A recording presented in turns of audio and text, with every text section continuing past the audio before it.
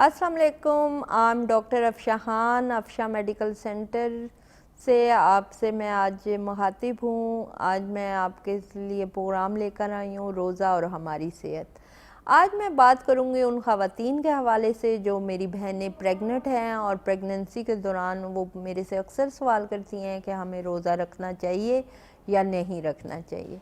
देखें, ये depend your condition होता है कि कुछ ख़वातीन प्रेगनेंसी के दौरान बहुत ज़्यादा वॉमिटिंग का शिकार होती हैं या लेज़ीनेस का शिकार होती हैं या उनको नोज़िया बहुत ज़्यादा होता है, तो ये इन सारी प्रॉब्लम के साथ आप रोज़ा ना रखें तो ज़्यादा बेहतर है।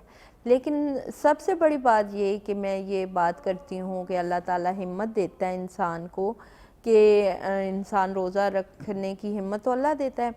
तो आप रोज़ा रखेंगी, 1 या 2 रोज़े रखेंगी तो आपको आइडिया हो जाएगा कि आया आपको हिम्मत है या नहीं है। लेकिन यह है कि प्रेगनेंसी को रोज़ा कुछ नहीं कहता। हमारे आने वाला बेबी बिल्कुल हेल्दी होगा इंशाअल्लाह, अल्लाह ताला खैर व आफियत से लेकर आए। तो मैं अक्सर ख़वातीन से ये क्वेश्चन जो मेरे से करती रहती हैं कि हमें प्रेगनेंसी नहीं हो रही या हमारा तो सब टेस्ट क्लियर हैं या हमारा तो सारी चीज़ें क्लियर हैं फिर भी प्रेगनेंसी नहीं हो रही। तो सम टाइम ये होता है कि हमारे हार्मोन्स भी ठीक होते हैं, हमारा सारा कुछ बैलेंस चल रहा होता है, लेकिन हमारे हस्बैंड में एज़ोस्पर्मिया का कोई इशू होता है तो वो सम टाइम मेल्स हिचकिचाते हैं, टेस्ट नहीं करवाते अपने। तो उसमें ये है कि मेल्स में हम जब उन्हें एडवाइस करते हैं कि आप टेस्ट करवाएं, तो जब वो अपने टेस्ट करवाते हैं तो डायग्नोज होता है कि उनमें कुछ पासल्स आ रहे हैं।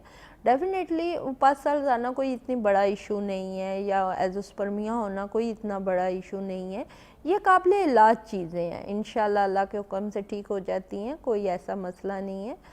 और दूसरी बात ये कि ख़वातीन ये कहती हैं कि भाई अच्छा हम फॉलिक एसिड ले लेते हैं या कोई भी मेडिसिन सेल्फ मेडिकेशन शुरू कर देती हैं और वो समझती हैं कि हमें इसके साथ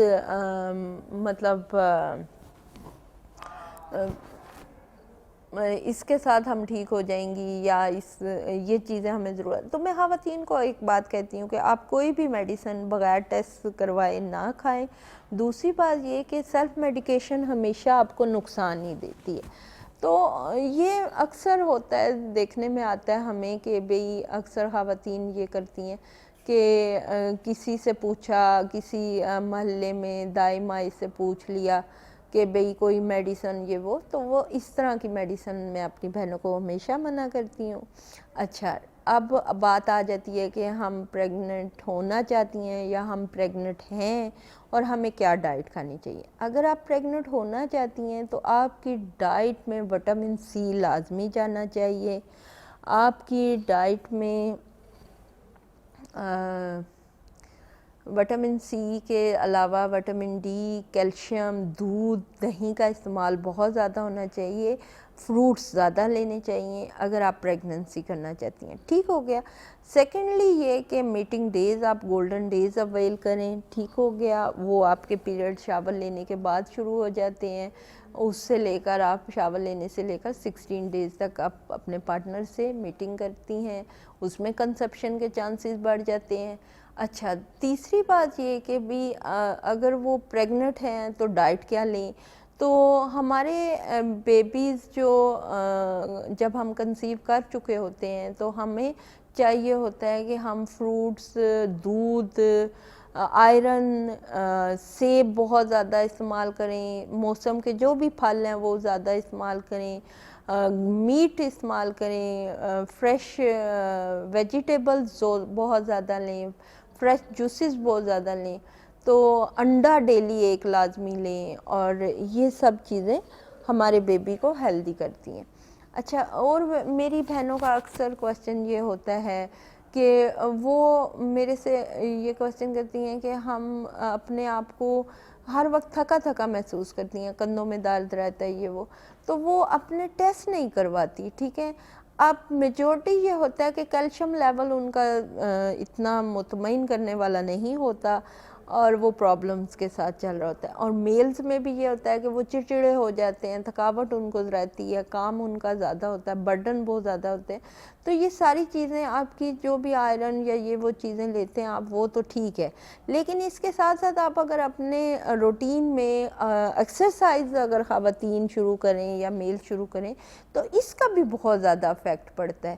اور رمضان شریف ہے, عبادت کا مہینہ ہے, ہم 5 وقت کی نماز پڑھتے ہیں, نماز سے بھی ہماری تراویحوں سے ہماری خوب اچھی سی ایکسرسائز ہو جاتی ہے. تو پلیز نماز بالکل نہ چھوڑیں, روزوں میں یہ کوشش کریں کہ اللہ تعالی ہمیں ہمت دے, توفیق دے نماز ادا کرنے کی اور روزہ رکھنے کی. اور یہ بڑی رحمتوں کا, بڑی برکتوں کا مہینہ ہوتا ہے.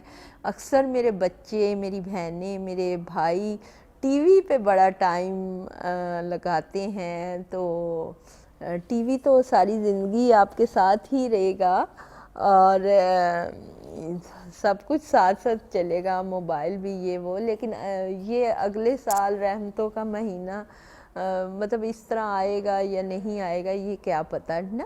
تو یہ چیز ہے کہ میں کوشش کرتی ہوں اپنے بہن بھائیوں سے کسی بھی ٹاپک پہ بات کرتی رہتی ہوں. آپ مجھ سے اگر بات کرنا چاہتے ہیں, کوئی مشورہ کرنا چاہتے ہیں, کوئی بات پوچھنا چاہتے ہیں, آپ مجھے اس واٹس ایپ, یہ جو نیچے اسکرین پہ چل رہا ہے اس پہ واٹس ایپ پہ آپ مجھے وائس نوٹ چھوڑ دیں. اور آپ کا کوئی بھی پرابلم ہے. اچھا, میرے سے اکثر سوال ہوتا ہے کہ آپ میل بیبی کورس دیتی ہیں, تو ہاؤ پاسبل کہ بھی میل بیبی ہو سکتا ہے. تو میں ان کے لیے یہ انفارمیشن دے دیتی ہوں کہ ہمارا 45 ڈیز کا کورس ہے. ہسبینڈ اینڈ وائف دونوں کو بیفور پریگننسی ہم میڈیکیشنز دیتے ہیں. ہسبینڈ اینڈ وائف دونوں ہماری میڈیسنز 45 ڈیز استعمال کرنے کے بعد ہمارے پاس آتے ہیں, پھر ہم ان کے کچھ ٹیسٹ کرواتے ہیں. وہ ٹیسٹ کروانے کے بعد پھر ہم انہیں کچھ سلیکٹیو ڈیز دیتے ہیں. وہ سلیکٹیو ڈیز جب وہ اویل کرتے ہیں, کنسیو ٹو انشاءاللہ میل بیبی, اور میرے سکسس رزلٹ جو ہیں 99% ہیں, اللہ تعالیٰ شفا دینے والا ہے. اور 100% اس وجہ سے نہیں کہتے کہ شرک میں آ جاتی ہے. میں کسی پیشنٹ کا نصیب لک نہیں بدل سکتی, جو اگر آپ کے نصیب میں اللہ تعالیٰ نے جو لکھا ہے وہ ضرور ہونا ہے, لیکن میں میڈیکلی پوائنٹ آف ویو سے آپ کے ٹیسٹ کے مطابق آپ کی ہیلپ ضرور کر سکتی ہوں کہ آپ کا یہ پرابلم ہے, آپ کو اس کو سالو کرنا چاہیے. سیکنڈلی یہ کہ ہم جو میڈیکیشن دیتے ہیں وہ آپ کے ایکس سیلز کو لو لیول پہ لے جاتی ہے اور وائی سیل کو ایکٹیویٹ کر دیتی ہے, تو اس میں ہمارا میل بیبی پریگننسی ہونے کے زیادہ چانسز ہوتے ہیں. انشاءاللہ پھر آپ سے ملاقات ہوگی. دعاؤں میں یاد رکھیے گا. آپ کی اپنی ڈاکٹر افشاں خان. اللہ حافظ.